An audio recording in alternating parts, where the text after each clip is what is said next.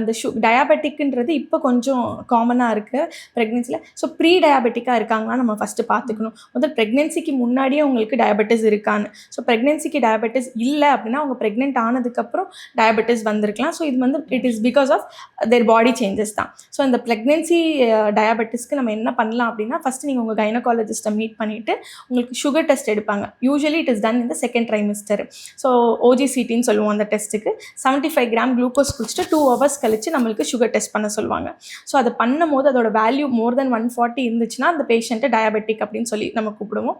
So அவங்களுக்கு best treatment வந்து நம்ம ஃபஸ்ட்டு டயட் இருக்க சொல்லுவோம்.